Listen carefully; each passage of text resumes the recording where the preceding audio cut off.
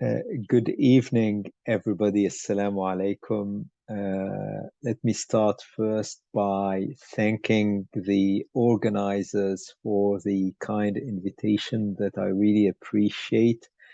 It's a true pleasure and honor to be with all my friends as part of this fantastic SOHO meeting.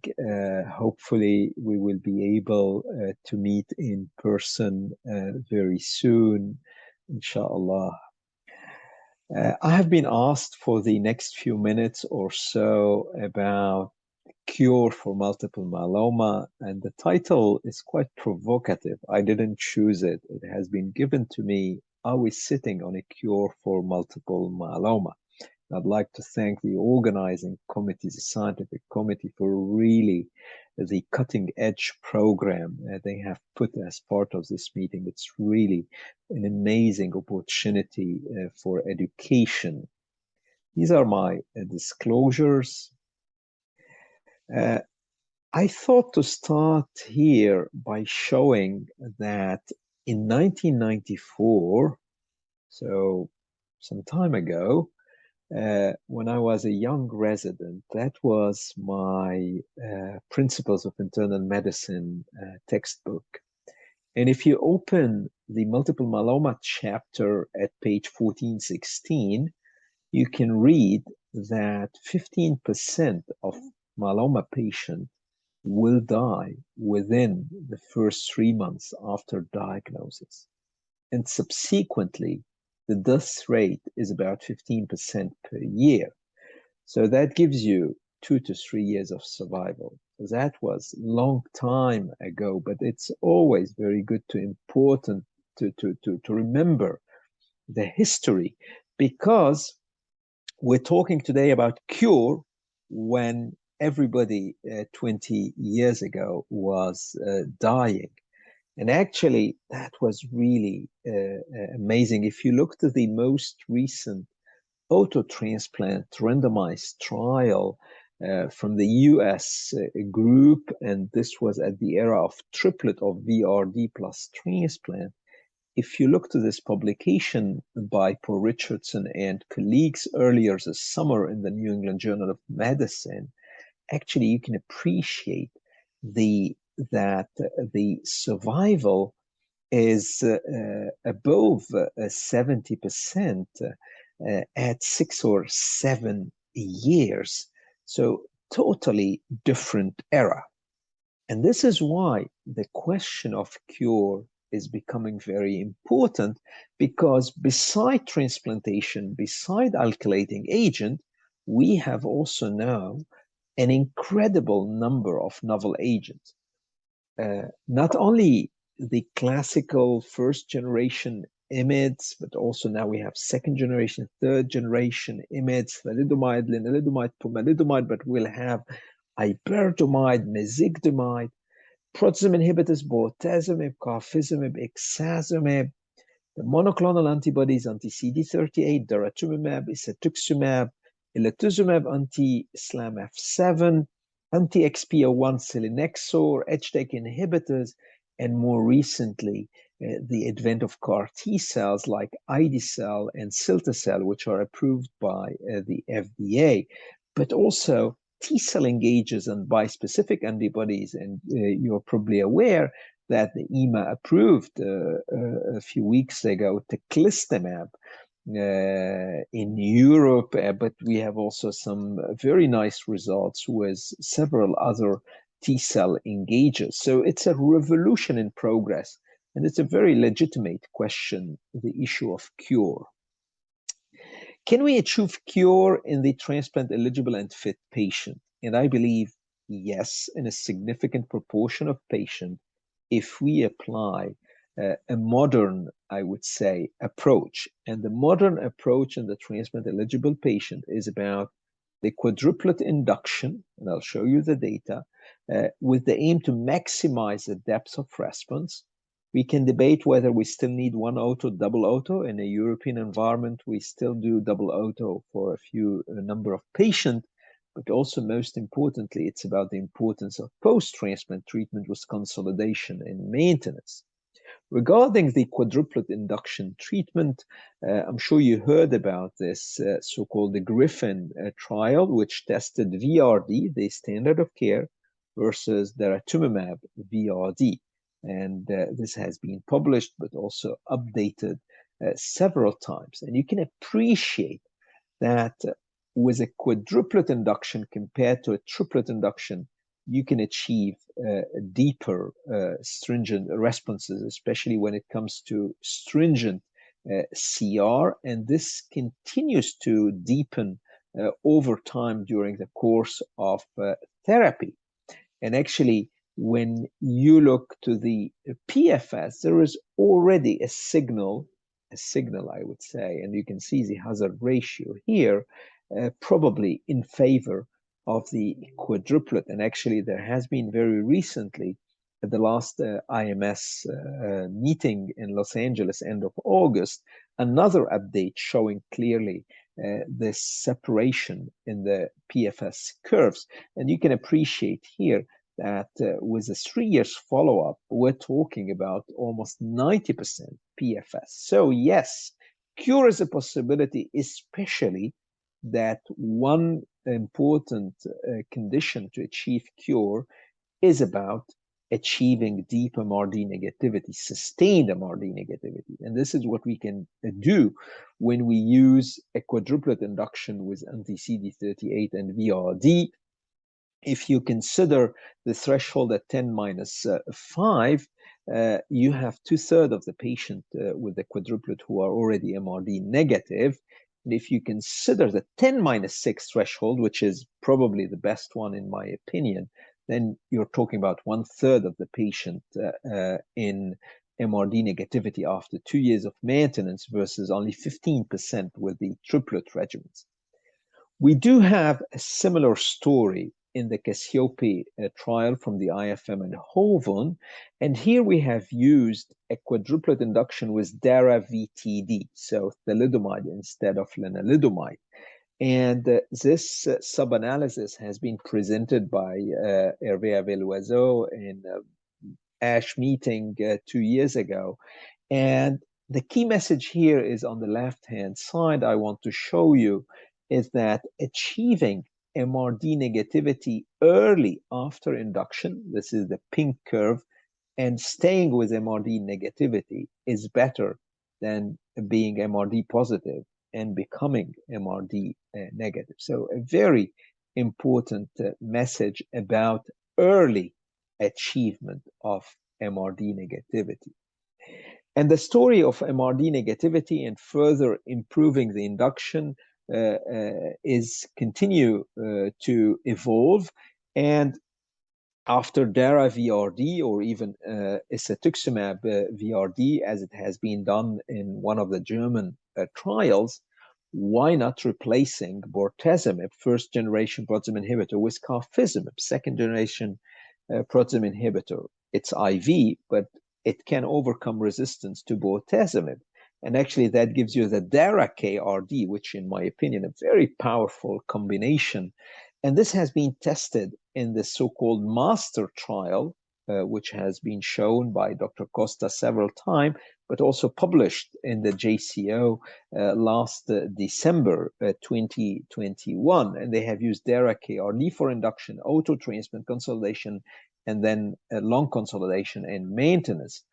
And the key message here is, again, about MRD negativity. You can really deepen the MRD negativity. You have a proof of concept in this trial about achieving MRD negativity.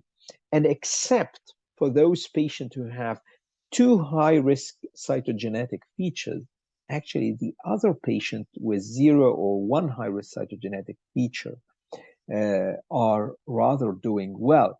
And the conclusion, and they have used the NGS technology here to measure MRD, is that an NGS MRD adapted therapy is feasible in almost all patients in a multi-center setting. So that brings me to the issue of the ultra high risk disease, because if in the standard risk disease, Maybe we're getting closer to cure a few patients, as you have seen the shape of these PFS and OS curves. Is it true for the ultra high risk patient? And they are the hard to treat patient. And the good news now is that we do have specific trials dedicated to this ultra high risk population. One of these trials is this German multiple myeloma group concept trial, which tested another anti-CD38, cetuximab, plus KRD. So very robust induction.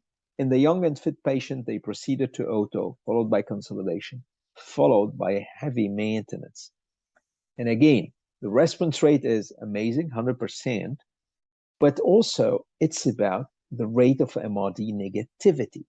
Similar to what we have seen in the previous trials I mentioned to you, like the Griffin trial, we do have 61% of the patient being MRD negative at 10 minus 5. So it gives you flavor that even in the high risk population, obviously we need follow up, but there is a good start, I would say, if you are able to achieve MRD negativity.